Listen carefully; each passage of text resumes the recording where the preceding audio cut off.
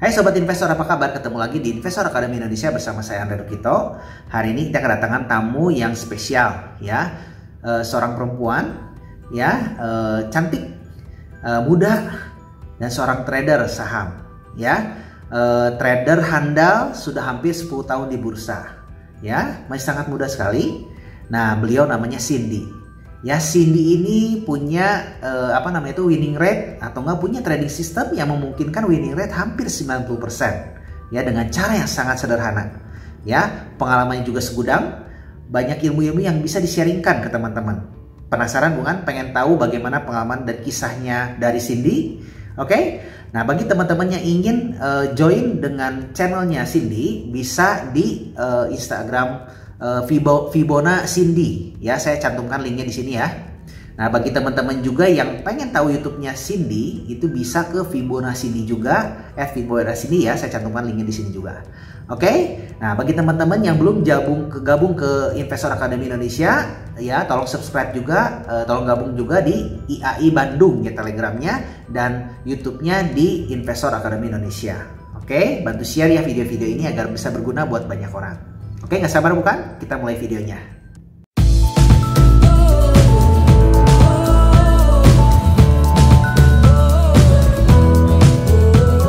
Oke, selamat sore. Kita hari ini kedatangan tamu yang luar biasa ya, teman-teman penonton IAI Investor Academy Indonesia.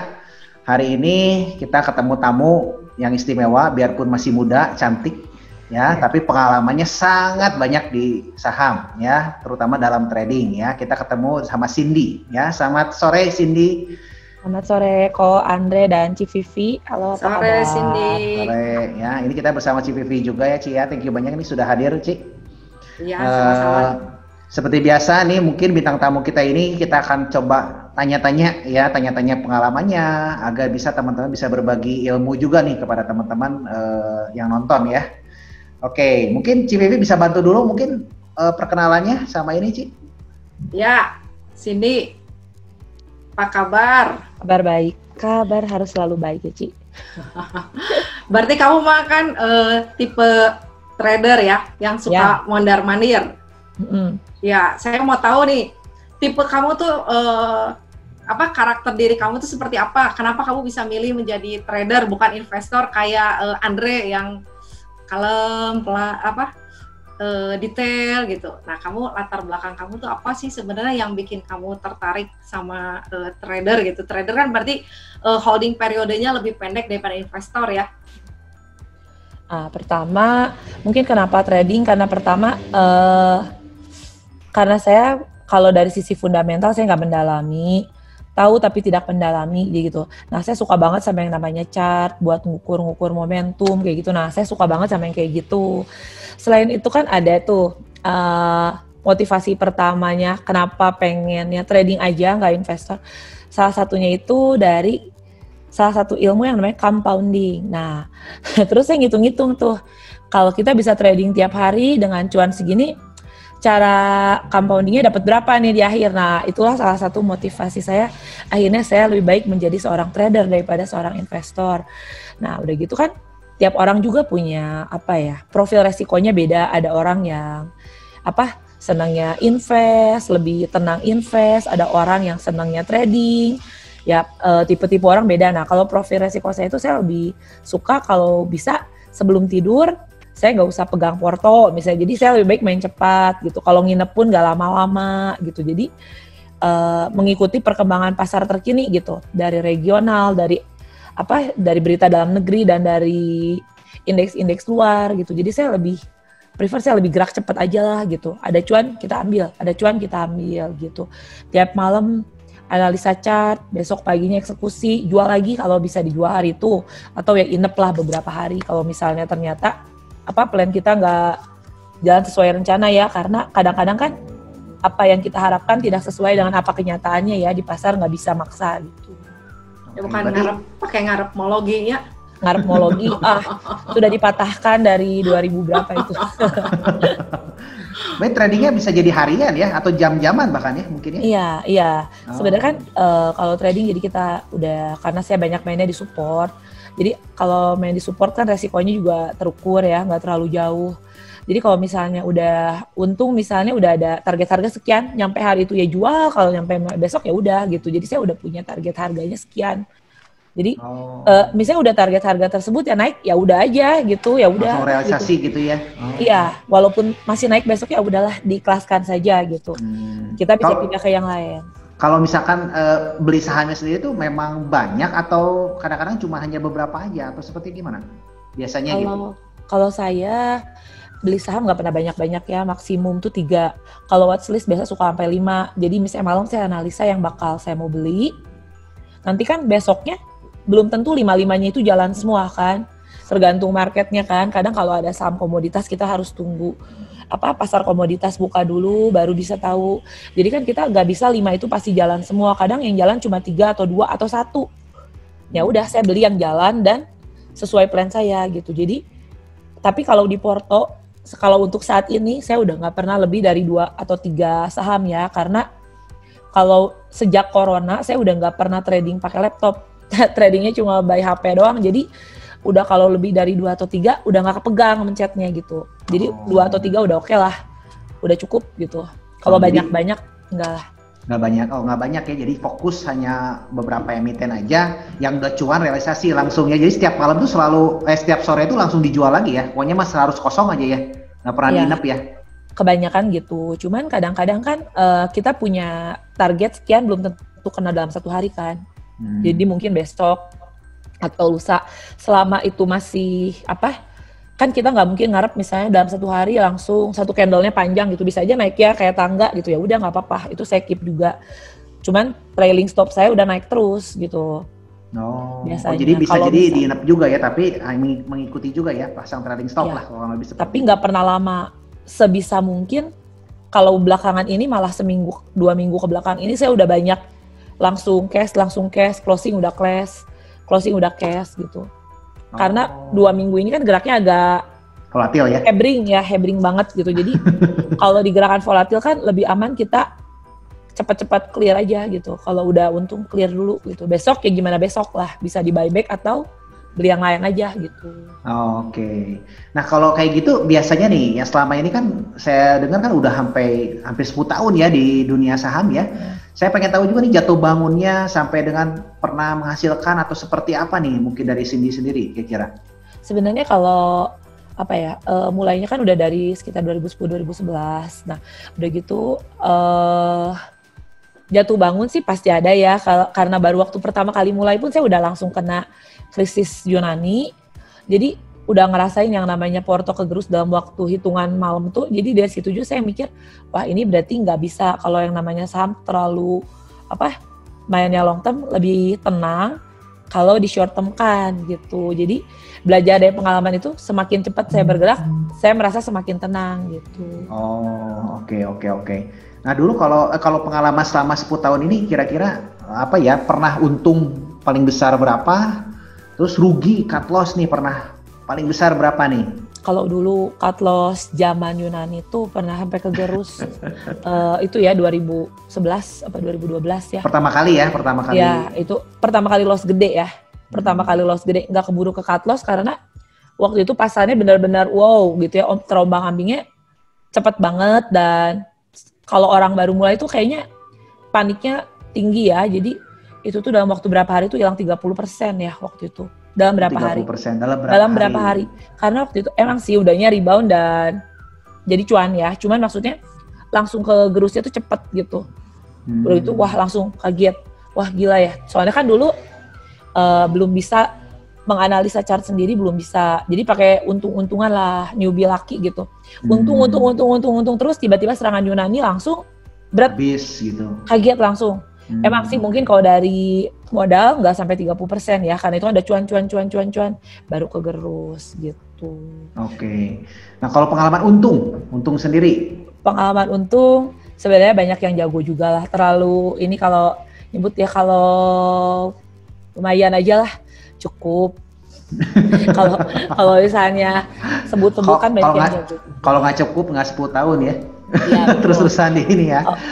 Kalau nggak mungkin rajin-rajin menganalisa chart gitu kalau nggak ada untungnya. Ya. Oke, luar biasa nih. Karena ya kalau misalnya itu kan dari pokoknya harus punya target lebih tinggi dari deposito, lebih tinggi dari reksadana, dan harus bisa bunga berbunga kayak yang compounded itu baru bisa sukses lah gitu. Tapi kalau untuk cuan maksimumnya ya kalau ratusan persen doang juga pernah lah gitu.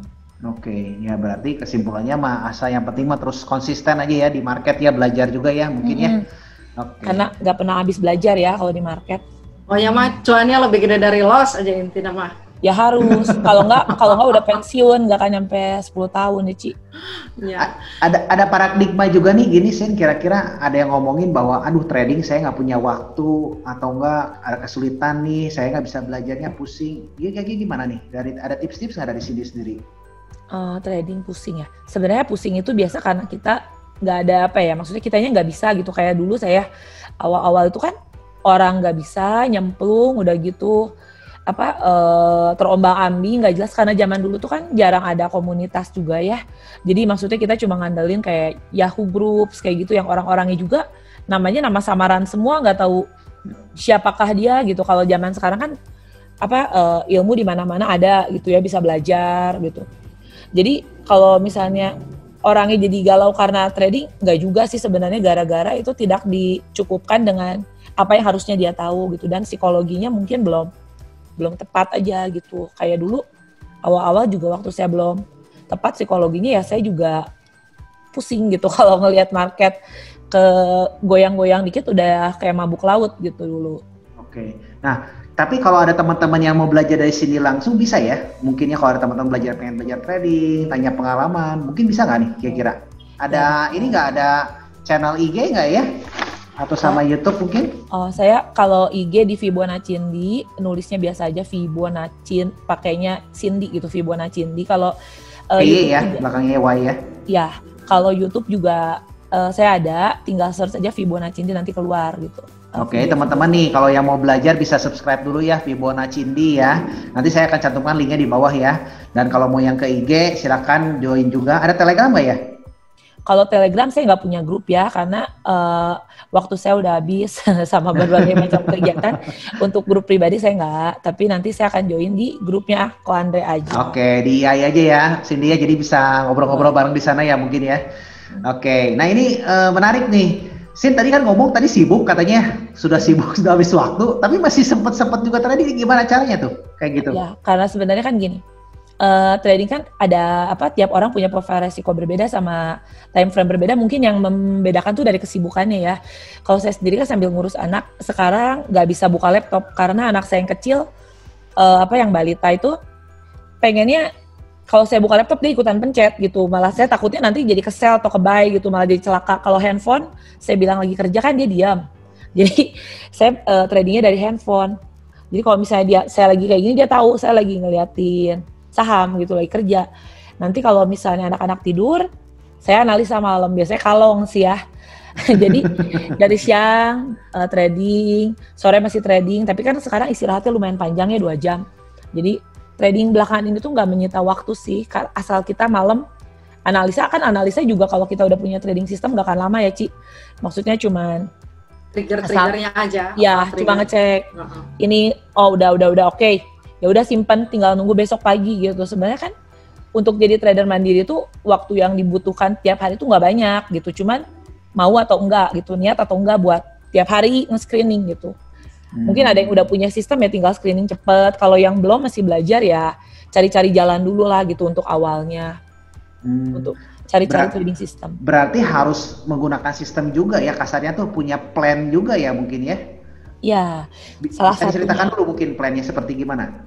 Sebenarnya kalau trading plan kan tiap orang beda ya. Cuman yang pasti kalau trading plan itu kan kalau orang tuh biasa gini. Pernah saya ngobrol di sebuah grup, saya nanya, ada orang nyangkut, terus saya nanya gimana ini trading plan kamu? Kenapa bisa sampai nyangkut gitu? Bukan untuk menjudge sih, saya cuma tanya kenapa kamu bisa nyangkut gitu. Untuk jadi pembelajaran juga yang lain kan ya. Katanya dia nyangkut karena dia nggak rela cut loss. Kata saya, loh emangnya waktu kamu beli kamu nggak ada trading plan? Ada, kalau udah cuan sekian saya jual. Loh, itu namanya bukan trading plan. Kalau namanya trading plan itu 2 arah. Kalau naik sekian saya jual, kalau sampai rugi sekian saya udah harus keluar. Itu trading plan maksudnya. Jadi nggak bisa trading plan saya cuan. Ya mana bisa kayak gitu ya. Maksudnya kan market selalu dinamis ya. Kalau misalnya kita nggak mau menyesuaikan keadaan sama market, ya kita kalah gitu. Maksudnya apalagi trader. Maksudnya trader kan jangan cerita awalnya trader nyangkut jadi investor dadakan. Jadi beda kan ya. Kalau investor kan pasti dia nyari perusahaannya yang kuat lah, laporan keuangannya udah dicari-cari gitu.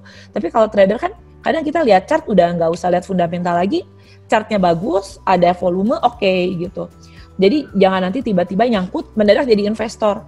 Tapi di saham gorengan misalnya, ya kapan baliknya gitu. Misalnya kalau nyangkut, misalnya kayak Maret kemarin gitu ya, nyangkut di BBCA ya at the end pasti masih naik balik gitu. Tapi kalau di saham gorengan gimana gitu. Ya mungkin saham gorengan juga bisa naik lagi. Cuma maksudnya alangkah lebih amannya gitu nyangkut di blue chip daripada di saham gorengan kita laporan keuangannya pun masih terbatas gitu ya. Betul. Jangka kan waktu yang buat dianalisa juga kayak gimana ya. Iya, makanya jadi kadang-kadang orang semua digocap, nanti gocap terus ya. Nah iya, nanti kalau udah di kanan gocap, galau kan.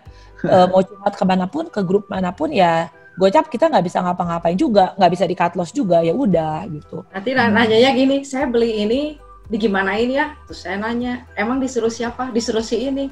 Jadi suruh si itu tanya lagi, gimana kalau udah kayak begini gitu kan. Nah, jadi nanya yang ngasih tahu si A, cari solusi di B. Padahal si B kan gak suka sama sahamnya, ya bingung ngasih solusinya gimana. Iya, terus kan, terus kadang-kadang orang ada yang begini, ini mau target jual di berapa? Di segini, Ci. Terus kalau turun gimana? Nggak akan turun, ini mah naik. Maksudnya kamu tuh kepedean, saking optimisnya atau gimana? Saya bilang ya. Karena kan market kan cuma 3 macam, kalau nggak naik, sideways turun kan. Ya kita bisa akurasinya seyakin itu pasti naik. Nah, jadi itu kadang-kadang bikin plan juga orang mungkin saking optimisnya ya. Jadi dia nggak bikin siap-siap kalau turun tuh gimana gitu. Padahal kan angin kan kemana aja, pasar mana ada yang tahu kita ya. Ya benar. Gitu. Jadi kan hope for the best, prepare for the worst. Ada yang bilang Inggris nama gitunya. Ya betul. Sundana beda deh. Ada yang ngomong juga nih, saya kan seringkali dulu diajarkan atau nggak seringkali banyak yang dibicarakan tuh trading itu resikonya besar. Nah bagi Cindy sendiri gimana nih kira-kira? Sebenarnya trading resiko besar. Kalau menurut saya semua investasi ada resikonya. Kalau besar dan kecil tergantung kitanya. Kalau misalnya kayak saya nih, saya sebagai seorang trader, saya berinvestasi. Jadi investor di saham gitu ya. Mungkin lebih beresiko buat saya jadi seorang investor. Kenapa? Mungkin pengetahuan fundamental saya tidak mumpuni untuk jadi seorang investor gitu. Tapi kalau misalnya saya jadi seorang trader, oke, saya bisa ngukur win rate saya gitu. Tapi kalau misalnya kita melakukan apa yang tidak kita kuasai, ya pasti jadi beresiko besar. Sebenarnya bukan jadi trading beresiko besar. Kalau saya lebih suka, lebih cocok melakukan yang kita tidak kuasai, itu jadi resiko besar gitu. Jadi kenali diri sendiri dulu ya mungkin ya. Jadi belajar juga harus jangan setengah-setengah mungkin ya. Iya harus suka dulu juga ya. Maksudnya kalau kita emang tipe investor nggak usah jadi trader. Kalau tipe trader ya nggak usah jadi investor. Karena saya pernah coba-coba jadi investor dan saya memang nggak cocok gitu. Sudah mencoba karena saya lebih senang trading, lebih senang lihat grafik gitu. Jadi ya udahlah, saya emang alurnya sih jadi ke trader gitu. Seleranya memang begitu, mas susah dipaksain juga ya. Iya, karena tiap orang pasti beda. Tidak ada yang sama gitu profil resikonya ya. Ada yang tenang jadi investor, ada yang tenang juga jadi trader gitu. Oke, jadi temukan jati dirimu ya gitu ya. Kalau kita ngomongin betul. Iya betul, temukan jati diri. Jangan ikut-ikutan orang, kita ngikutin belum tentu sama hasilnya karena kan kita beda ya. Iya, kadang-kadang juga orang dia trading tapi ngikutin si A udah keluar, si itu masih aja di dalam ketinggalan gitu. Kalau misalnya kayak gitu juga kan, itu juga termasuk jadi beresiko besar karena melakukan hal-hal yang nggak tahu juga ya. Maksudnya kita nggak tahu. Ada plan buat sendirinya, nggak ada plan. Iya. Buat posisi sendiri nggak punya. Plannya ngikutin orang dan cuan gitu, tapi ternyata orang yang udah keluar kitanya nyangkut gitu. Ya, kalau yang ngasih tahu info kan nggak punya kewajiban ngasih tahu juga. Kalau keluar dikasih tahu beli juga udah bagus gitu kan ya. Iya. Makanya harus jadi trader mandiri. Kamu Fibonacci ini itu berarti kamu pakai Fibonacci ya? Atau dasarnya atau gimana? Nah itu mungkin ada yang pengen tahu juga kan, apa sih itu angka keramat itu? Sebenarnya Fibonacci itu kan jadi menurut saya unik ya. Unik itu kenapa? Karena Fibonacci ini bisa dipakai sama investor, bisa dipakai sama trader. Kenapa? Karena ini Fibonacci itu bisa ngukur di time frame yang jauh, yang monthly, weekly bisa. Terus di trading bisa juga kita buat copet, scalper, tinggal time frame-nya diperkecil. Misalnya ada seorang investor pengen masuk, misalnya, tapi gimana sih kalau menurut saya pribadi ya, maksudnya tidak ada yang benar, tidak ada yang salah, cuma menurut pandangan saya pribadi, gimana kalau misalnya seorang investor membeli saham juga ngelihat chart dulu gitu. Jadi misalnya ibarat kita punya saham A ini bagus banget, gimana kalau kita dapat best price? Jadi kalau kita dengan best price ini seenggaknya kita nginvest juga lebih tenang. Maksudnya best price ini kita belinya di support, kayak saya main trading juga walaupun saya trader, saya nggak kejar-kejar yang terbang-terbangan gitu, saya ikut-ikutan kejar-kejar, nggak juga sih. Jadi saya juga mainnya di support gitu, tapi kita invest, tapi kita pakai support lebih enak kan, maksudnya jadi lebih tenang gitu, begitu lihat oh hijau ya hijau gitu. Tapi kalau kita beli investor terus kita breaknya di atas dikejar, nanti pas swing ke bawah juga lumayan kan. Sebenarnya Fibonacci ini bisa jadi dipakai untuk investor dan trader, makanya saya suka. Mungkin nanti kan kalau saya nanti udah tua gitu ya, nggak mungkin lagi saya mantengin lagi saham gitu. Mungkin kan saya bisa gunakan Fibonacci ini sebagai saya invest berdasarkan chart gitu. Tapi untuk time frame-nya lebih panjang daripada saya trader saat ini. Gitu. Menarik nih, jadi kan untuk investor juga sangat berguna juga, mungkin kan kalau kita bisa lihat acuan ya tadi yang sebutkan ya, supaya jangan sampai gini, udah tahu perusahaannya bagus tapi malah belinya kemahalan gitu kan ya, malah nanti turun lagi gitu kan. Ya kalau turun sih mana ada yang tahu ya, tapi setidaknya punya acuan dasarnya dulu, disupport tadi sebutnya ya gitu kan. Nah, ya kan lebih enak ya kalau kita ibaratnya punya barang bagus dengan harga yang murah gitu, daripada kita punya barang bagus harga yang mahal, ibaratnya belinya lagi diskon lebih happy gitu. Ya kalau lagi pisau jatuh turun jangan ditangkepin dulu. Nah kita cari support kuatnya tapi barang bagus gitu kan. Nah karena kan kalau adatnya investor nggak mungkin ngejar-ngejar break mah. Berarti kalau pas lagi turun diguyur, nah kita tunggu sampai level senyaman mungkin lah, yang loris support kuatnya di mana. Nah itu gunanya salah satu guna lihat chart itu. Oke. Ya menarik juga nih. Jadi bisa belajar juga nih ya, justru dari Cindy bagaimana kita menentukan harga, kita mau masuknya kapan juga harus ditentukan ya, mungkin ya ke sana maksudnya ya. Ya, sebenarnya kalau menurut saya alangkah bagusnya apabila seorang investor punya juga gitu chartnya gitu, terlepas dari sizing portonya ya. Misalnya sizingnya besar, nggak mungkin kalau saya beli di support gitu semua, kan nanti bisa dibuat manajemen di piramid untuk beli di support sekian yang kemungkinan volumenya ada gitu ya. Jadi sebenarnya sih mau trader mau investor semua pengen best price lah barangnya gitu, maksudnya sebisa mungkin dengan barang yang sama harga termurah gitu ya kok ya Ci. Oke, betul. Ya kan kasarnya kalau bisa dapat harga murah, kenapa kudu beli mahal? Sabar nunggu di support gitu ya. Iya, apalagi kan kalau investor biasanya lebih sabar ya. Maksudnya kalau trader sabar tuh Andre sabar gitu, lihat. Ketika kamu rusuh. Tuh terusuh. Video part pertama, jadi pengalaman-pengalaman Cindy ini akan dikupas lebih dalam ya. Nah, penasaran bukannya pengen ketemu dengan Cindy atau pengen ngobrol-ngobrol tentang trading saham bersama Cindy? Bisa gabung di Telegram IAI Bandung ya. Jangan lupa join IAI Bandung. Jangan lupa juga subscribe Fibonacci Cindy ya di Instagram dan di YouTube. Oke? See you next video.